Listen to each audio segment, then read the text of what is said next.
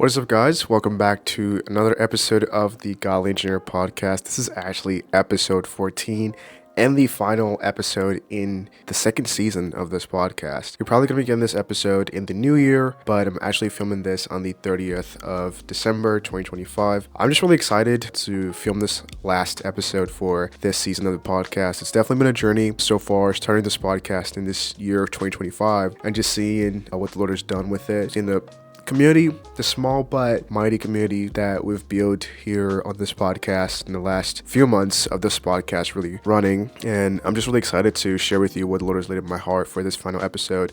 And this is going to be, again, part of our series of wisdom from the amazing Book of Proverbs. This is actually going to be the final episode on the series of wisdom. So this past season has been fully about wisdom and practical and applicable wisdom we can apply in our engineering careers as godly engineers. If you're new here, I'm Day Johnson, your host, and I'm a cybersecurity engineer by trade. And on this podcast, the goal of this podcast is to remind us as godly engineers that we're called to a higher purpose. As engineers, we're building systems, designing systems, securing systems that impact millions and billions of lives. How much better would it be if we can live our lives and build and do the work that we do in accordance to biblical principles? I think it'll be so much better. I think we'll build better. I think we'll make bigger impact, and we'll live our lives according to how God has called us to live our lives. We'll build and design and really transform lives in the world really in a way that's biblical and in a way that God's called us to. So I'm excited to keep going this new year, 2026. I have a few ideas for a community, maybe even a newsletter. Just looking forward to how God leads in the right direction for where we want to grow this community to be, because I know there's a lot more in store beyond just this podcast. So without further ado, let's get into this actual episode and round it up on our series of wisdom. Now, this is going to be part 2 of our 2-part series on the traits or characteristics of a godly engineer according to Proverbs. In the last episode, we went over 4 out of 7. In this episode, we went over the last 3. And in the last episode, we went over hard work, knowledge acquisition, humility, and integrity. And in this episode, we're going over restraint, knowledge sharing, and discipline. Let's start with knowledge sharing. We'll go into the book of Proverbs chapter 10, verse 21. It says, "The right living teach many, but fools die with no clue how to live." This was definitely something that was very eye-opening to me, and it just clearly states that the right living, which is righteous, and again I think alludes to the wise person here, they teach many, right? And this is a call, I believe, to share your knowledge. This is knowledge sharing. I think I've felt this overwhelming desire and call for the last 5 years to share what I know on the internet, on YouTube, and God's really used that to open up a lot of doors for me. My other channel, Cyberwalks, has almost 60,000 subscribers now, and that's really all about knowledge sharing. It's just all about sharing what I know. Honestly, that's all I care to do on that channel, despite being a way to make maybe more money or to just do whatever. I try to keep the content there to really be about knowledge sharing, about my journey, my experience. And I think as wise engineers, there's something beautiful about sharing and teaching what we know, whether it's through mentoring or through, making YouTube videos or making some sort of educational content. I think there's a lot of wisdom in teaching others. This is also something that I think the Lord's also been really convicting me on with regards to knowledge sharing as it relates to knowledge sharing in my work, right? I do a lot of knowledge sharing here on YouTube, on LinkedIn, and Twitter through YouTube content and all of those things, but I have not really done a great job of it in my actual job, with doing like launch and learn sessions and just knowledge sharing for my fellow teammates. So that's definitely something I'm going to be trying to do better at in the new year, because I've really, honestly, the Lord has used different people around me, like folks and peers and, leaders and seniors, like to be like, hey, like, you're really good at this stuff. You should be doing a lot more knowledge sharing for the team. So that's definitely something I aim to work more on and do more of in the new year. I think there's a lot there to capitalize on as wise engineers. It's also beneficial for our careers, right? Like if you know something, teaching people other things makes you understand it better. And it also helps others, right? That's the life we're called to live as believers. If we go into chapter 11, verse 24 to 25, it also brings this point home. It says, "One shares liberally and yet gains even more, while another hoards more than is right and still has need. A giving person will receive much in return, and someone who gives water will also receive the water he needs. So these are abstract verses, but I believe this also ties back into knowledge sharing, right? If you share liberally, if you are freely sharing what you know and not holding it, right? There are rewards, there are gains for that. God sees that, God honors that. And obviously, we're not doing this to just get rewards, but we're doing this out of the abundance of what God's given us, right? The knowledge God's given us and sharing it freely with others. And it says here, right? One shares liberally and yet gains more. It seems as though, like, when you share more, like, you gain more. And it says in verse 25, a given person will receive much in return, and someone who gives water will also receive the water he needs. So I think there's a lot there. There's wisdom in sharing knowledge. And I encourage you as wise and godly engineers to share your knowledge, whether it's like through content on YouTube or just at your work in general, whether it's documentation, launch and learns, learning sessions. Try it out, see what it brings forth. The next characteristic or trait of a wise engineer is restraint. Now, Proverbs has a lot of things to say about restraint. This is one that, I must be honest and say, like, I could do a better job of, just whether in my engineering career or just in life in general. A lot of times, like, I let myself go, and in certain areas I don't practice restraint. And so I think this is one that Proverbs really like hammers down on restraint. And if we go into Proverbs chapter 10 verse 19, it says, the more you talk, the more likely you will cross the line and say the wrong things. If you are wise, you will speak less and with restraint. We live in a world where, like, everyone wants to kind of like postulate themselves as an expert, or it's more common to see people who prefer to talk and just make such a big deal out of themselves rather than getting to know other people, or just talk because, like, talk is cheap and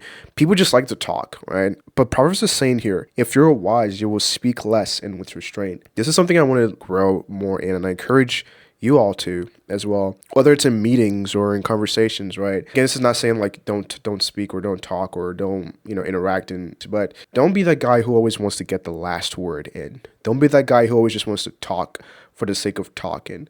Talk with purpose and talk with sense. Chapter 11 verse 12 says, whoever puts down another is not wise, but one who knows better keeps quiet. Chapter 12, verse 16 says, a fool's anger is quickly evident, but a clever person knows how to hide his flaws.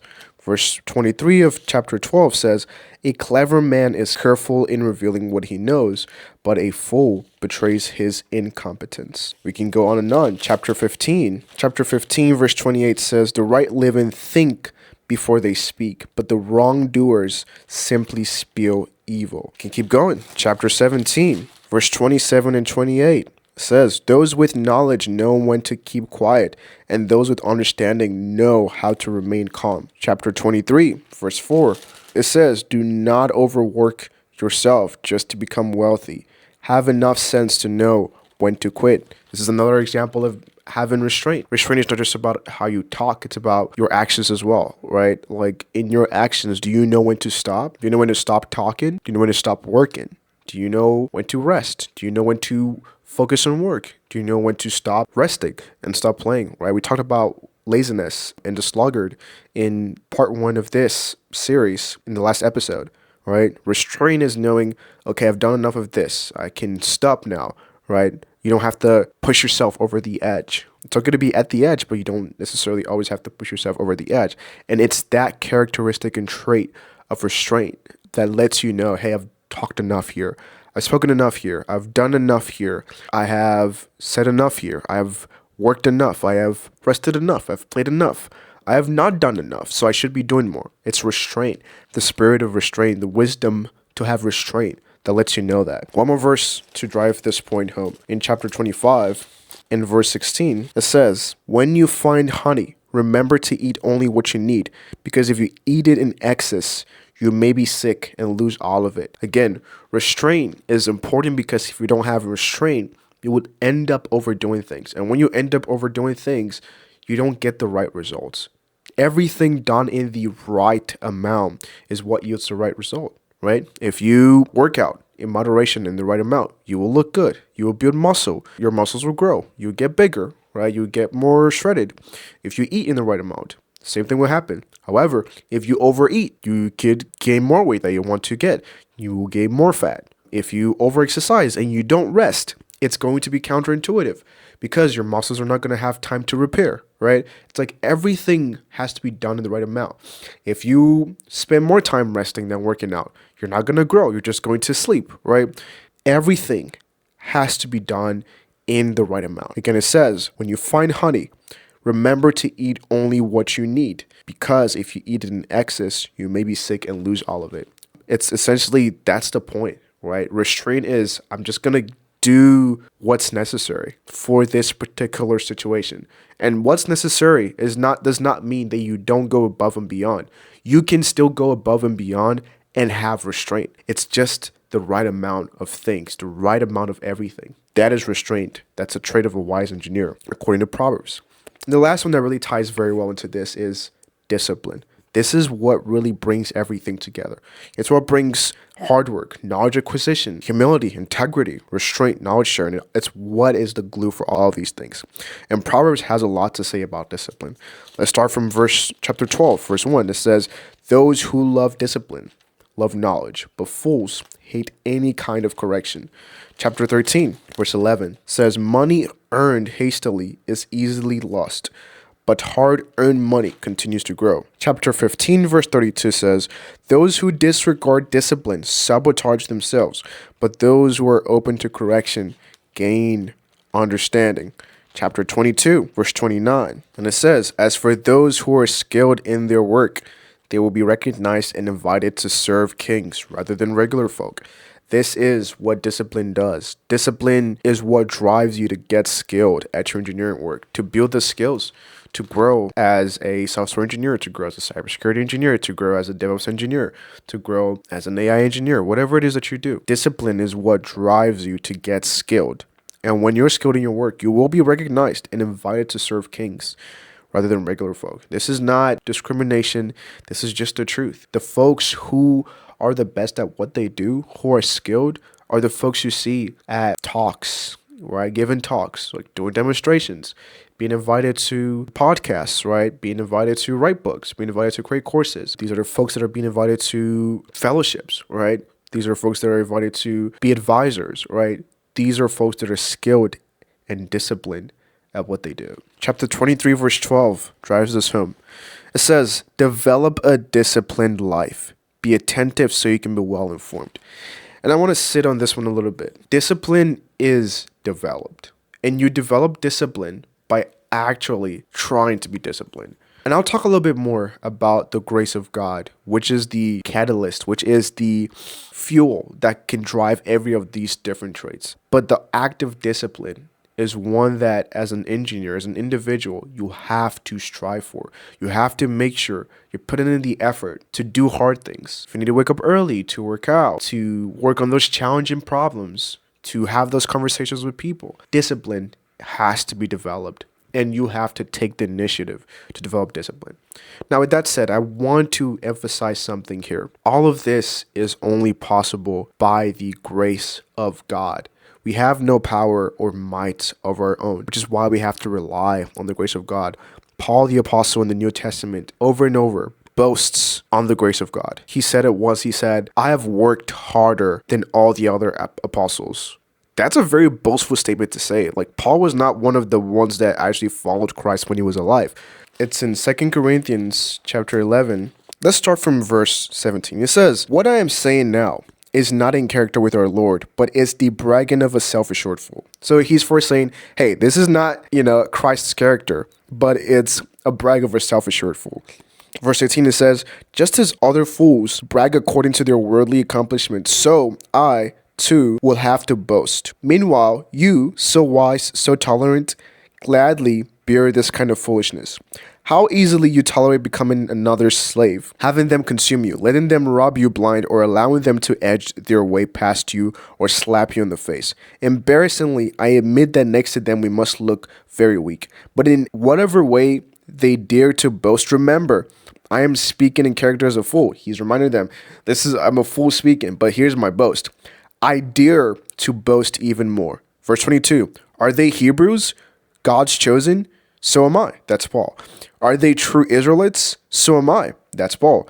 Are they descendants of Abraham? So am I. That's Paul. Are they, and I'm adding that's Paul there. Are they servants of the Anointed One, the liberating King? I am even more so. I can't believe how foolish I sound.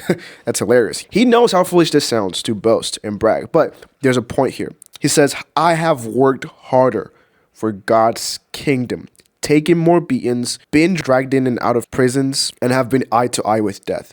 We'll skip over and over until we get to who is weak without this arousing my empathy? Who gets hurt and offended without this inciting my burning anger?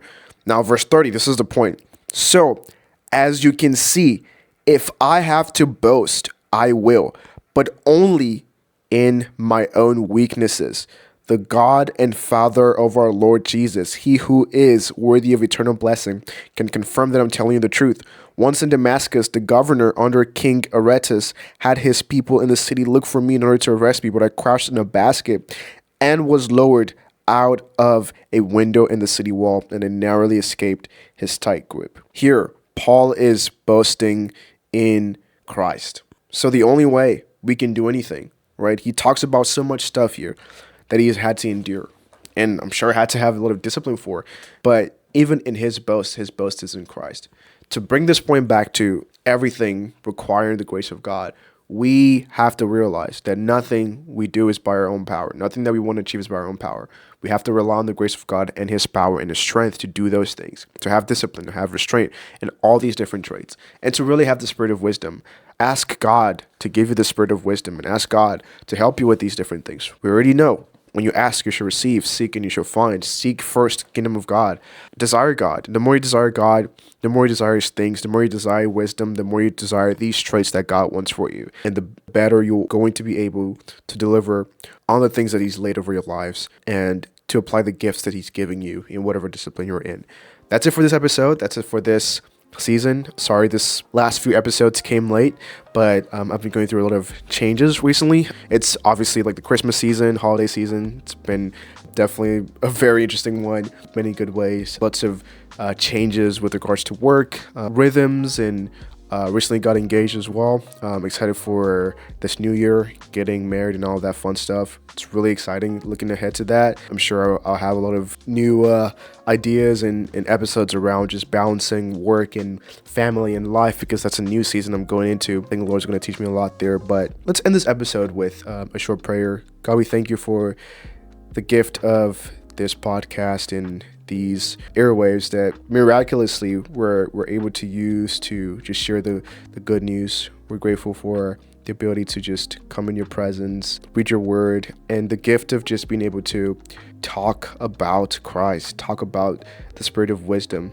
the wisdom that you've so freely given. God, we ask anyone out there who desires wisdom, give them that wisdom. You've told us to ask and you freely give. So I ask on behalf of your children that whenever they do ask of you to give them wisdom, that you grant it out to them, Lord. And we're just grateful to have this. We're just grateful to be able to talk about you. We're grateful to be able to learn about your word. We're grateful to be able to come before you and ask for these gifts. And we're grateful that you give freely. And we ask that anyone out there who desires to get to know you more, that you draw them closer, teach them your word, teach them your ways, and let them come to know you for who you are, Lord. We're just grateful, Lord. And it's in Jesus' name we pray. Amen. There will be no reflection for this last episode. I just ask that you just go over the last few episodes or the last few episodes of the season or this entire season, whatever the case is. But again, just like the rhythm that we've gone over previously, after this episode releases, there will be a 7-week break. In that break, I will be obviously seeking the Lord's face for what the next season will be about. So bear with me there. But in the meantime, watch, share, like, subscribe. If you're an Apple Podcast or Spotify, be sure to rate. Share this with someone like a colleague or a fellow engineering student. If you're a student, anyone who will find value in this. The Christian faith is a go and tell faith. So be vocal about your faith. And God bless you. I'll see you in the next season, in the next episode. Bye-bye.